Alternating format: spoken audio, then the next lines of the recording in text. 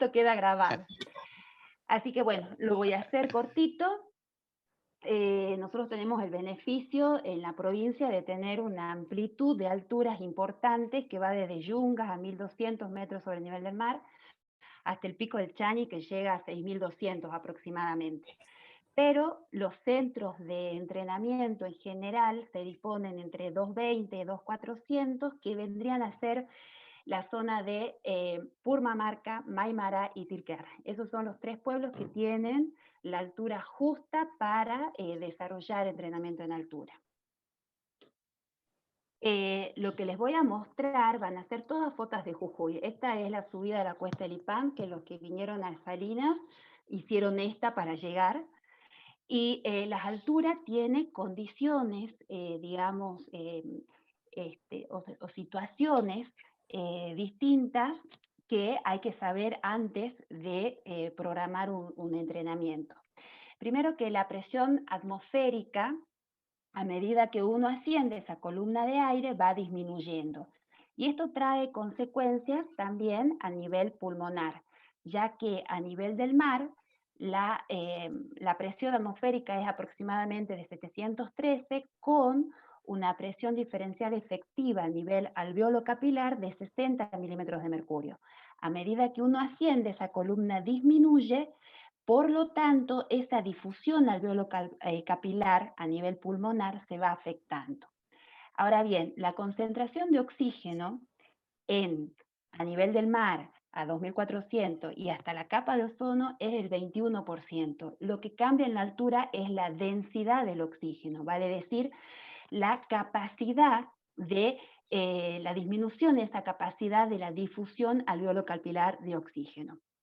Entonces, esta disminución es aprovechada para estimular centros metabólicos como la eritroproyetina, que ahora vamos a hablar enseguida. Otra cosa a tener en cuenta en altura son las temperaturas, que son muy variables de día y de noche, y la exposición solar que tenemos, que es mucho más cerca, y la irradiación es mucho más peligrosa o importante. Cuando terminamos de ascender la cuesta del Lipán, tenemos este monolito que nos dice a cuánto estamos de altura. Y acá ya empezamos a tener síntomas. ¿Pero por qué? Primero, porque hay una hiperventilación debido a esta diferencia alveolo capilar, que se traduce en taquipnea y aumento de la frecuencia respiratoria, con una respiración de tipo superficial inclusive. Hay también una alteración del gasto cardíaco por aumento de la frecuencia cardíaca y muchas veces inestabilidad en el control de la presión arterial. Los hipertensos que suben a altura tienen que tener mucho cuidado, no dejar su medicación, porque en altura pueden tener problemas a nivel miocárdico. Hay alteraciones metabólicas, pero en agudo pueden presentar a esta altura síntomas como náuseas, inapetencia, dificultad para respirar, o sea, disneas, la sensación de que cuesta la respiración, sobre todo cuando uno hace pasos o pretende correr o hacer alguna toma fotográfica. Hay que tener en cuenta la hidratación también y enfatizar mucho en hidratarse bien cuando uno sube a altura. Y a medida que va ascendiendo, uno va teniendo complicaciones a nivel mental por hipoxia también. Y uno de los primeros síntomas también es la euforia considerada como esa pérdida del riesgo o del peligro, que esto lo he visto muy frecuentemente en sujetos que hacen digamos, picos o están haciendo algún tipo de deporte por arriba de 4000, 4500. Bueno, si seguimos ascendiendo, la confusión mental se hace mucho más importante, podemos llegar a un edema agudo de pulmón, coma y muerte, que a Dios gracias no vemos tan frecuentemente, pero sí en pacientes que tienen algún tipo de problema cardiorrespiratorio, se ha visto edemas de pulmón aquí en San Salvador, que son tratados en el hospital, ¿no? Muy bien. Ahora, ¿qué pasa cuando... Sí, ¿alguien quiere preguntarme algo? No. Escuchaba, no, Jorge. Bueno, ¿qué pasa cuando yo ejercito en la altura? Cuando se sobrepasa aproximadamente los 2.500 metros sobre el nivel del mar, la saturación de oxígeno cae del 96%, una FiO2 del 21%, a aproximadamente 93%. Y a medida que voy ascendiendo, esa saturación también va disminuyendo, generando hipoxia y la disminución del transporte alveolo capilar de oxígeno con taquipnea. Ahora bien, esto es lo que veníamos hablando. Hay una dificultad en el intercambio de gases a nivel alveolo capilar justamente por esta disminución en la columna de aire y la densidad de oxígeno. Otra situación que se ve alterada durante el entrenamiento o en altura es el metabolismo de los glúcidos, ya que al haber menor aporte de oxígeno, los músculos utilizan poco los hidratos de carbono y gastan, o sea, hay una exagerada incremento de la glucólisis. O sea, los depósitos musculares se vacían más rápido y hay una disminución en la activación del metabolismo de los lípidos. Entonces, también tenemos que tener en cuenta cuando hacemos entrenamiento en altura para tener un asesoramiento nutricional en estos sujetos. Y otra cosa que también es muy importante es la fatiga muscular es temprana debido a los cambios del pH del tejido, ya que los metabolismos actúan más con sistemas anaeróbicos, por lo tanto la producción de ácido láctico es mayor y los buffers sanguíneos no le dan tiempo para compensar. Por lo tanto, la fatiga es mucho más temprana de aparecer. Y acá está nuestra vedette, digamos. ¿Qué generamos o qué queremos estimular cuando entrenamos en altura? Entre otras cosas, la generación de eritropoyetina. La eritropoyetina se estimula en hipoxia, vale decir cuando hay baja concentración de oxígeno en tejidos, y lo que hace esto es estimular a las células endoteliales renales que sensan la baja presión de oxígeno y estimulan la producción de eritropoyetina. Ahora bien, esta estimulación se hace en las primeras 6 horas de hipoxia y se discontinúa a las 24 horas, pero los resultados comienzan a aparecer entre el 7º al 10º día de haber sido estimulada la eritropoyetina. ¿Y cómo aparecen? Con aumento de reticulocitos, aumento de hemoglobina, y esto va a mejorar, digamos, la capacidad de transporte de oxígeno. Ahora bien, también se ha visto que en altura existe un descenso en la reserva de hierro en la ferritina y hay un leve incremento a nivel de la transferrina y de sus receptores solubles. Todo esto generado arriba de los 2.600 metros. Pero estos resultados son individuo dependientes. ¿Por qué? Porque se ha comprobado que en individuos andinos y los tiberianos, sometidos a las mismas alturas, las diferencias en la producción de eritropoyetina son variables. Por lo tanto, va a depender de las etnias y evidentemente de la genética de las poblaciones que viven en altura. Ahora bien, esta es la fauna nativa de las salinas y la que les habla. Todas son fotos sacadas por mí. Bueno, las salinas están en 3.800, más o menos, una foto espectacular, ¿o no? ¿Cuáles son los efectos que buscamos cuando hablamos de adaptación en altura? Bueno, esto es tiempo dependiente también, va a depender mucho del individuo, de las condiciones que tenga, de las capacidades con las que llega para el entrenamiento en altura. Pero básicamente lo que se mejora en altura es la densidad capilar, tanto a nivel pulmonar como muscular, porque el aumento de la eritropoyetina también favorece la angiogénesis.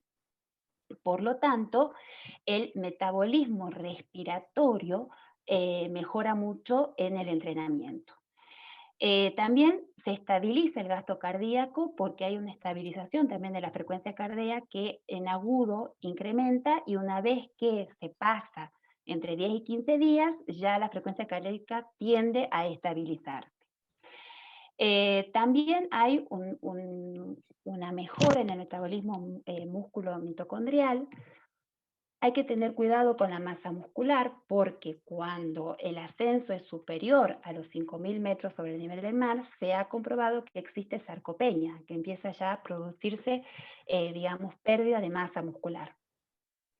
Hay incremento en la producción de mioglobina que facilita el transporte de oxígeno. Hay un mayor consumo, como habíamos dicho, de hidratos de carbono con disminución del glucógeno depósito de los músculos, menor utilización de los lípidos, incremento del lactato, por lo tanto, los entrenamientos deberían ser de menor intensidad y teniendo en cuenta la recuperación de los ejercicios, y tener mucho cuidado con la hidratación, tanto previa como durante el entrenamiento.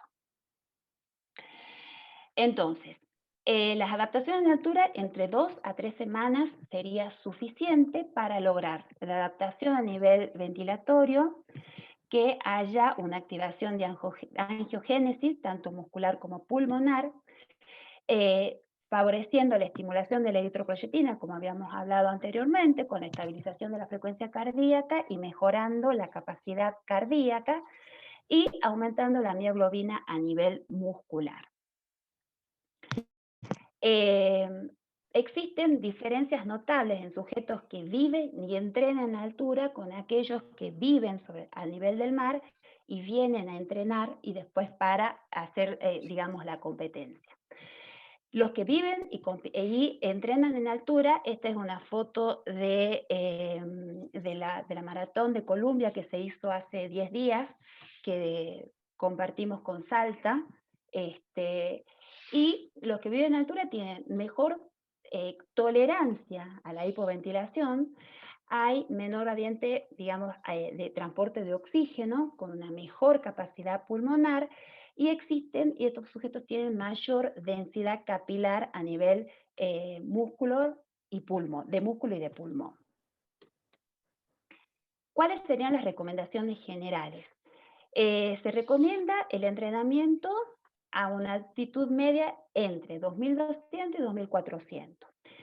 El entrenamiento de altura es un recurso especial para generar una sobrecarga adicional, pero no es aplicable a todos los deportistas. O sea, uno tiene que evaluar cuál deportista y qué deporte se beneficiaría más con el entrenamiento en altura.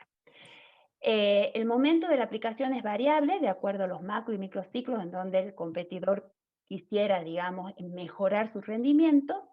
Y para entrenar fuerza y velocidad se requiere por lo menos entre 10 y 14 días, y resistencia, que es lo que más se busca en el entrenamiento de la altura, mejorar la capacidad de resistencia aeróbica, por lo menos 20 días. Siempre recordando que la recuperación a nivel de altura es lenta.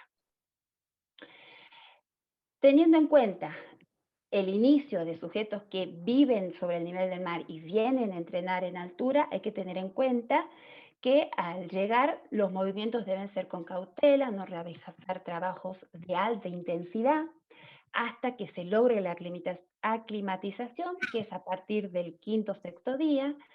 La alimentación con regularidad y moderación, con una dieta rica en hidratos de carbono, siempre cuidando la hidratación, con pantalla solar y anteojos adecuados por la alta irradiación que hay en altura, control de peso, porque habitualmente pierden un poco de masa de acuerdo a qué nivel están entrenando, y siempre teniendo en cuenta que estos tipos de entrenamientos tienen que ser de baja intensidad y respetando las pausas, de acuerdo digamos, a la capacidad individual.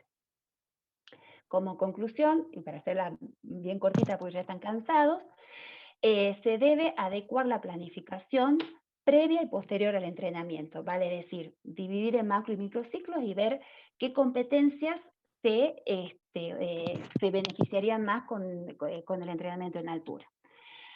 Sería ideal la supervisión de un equipo interdisciplinario que incluya al deportólogo, al nutricionista, al fisioterapeuta, al psicólogo, al preparador físico, para garantizar la salud integral del deportista y el entrenamiento y la recuperación biológica del deportista.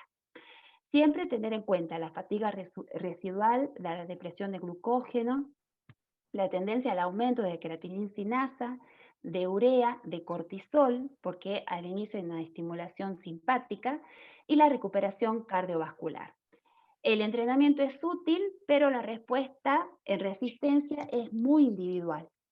Y el entrenamiento planificado e individualizado en altura durante la estancia entre 20 y 25 días tiende a mejorar la capacidad en la resistencia, la capacidad de transporte de oxígeno y sobre todo la capacidad aeróbica. Y esta es una fotito del Hornocal, que los que vinieron para Humahuaca no se pueden haber perdido esta postal que es hermosa. Sencillo, cortito, que están todos cansados. ¿Alguna pregunta?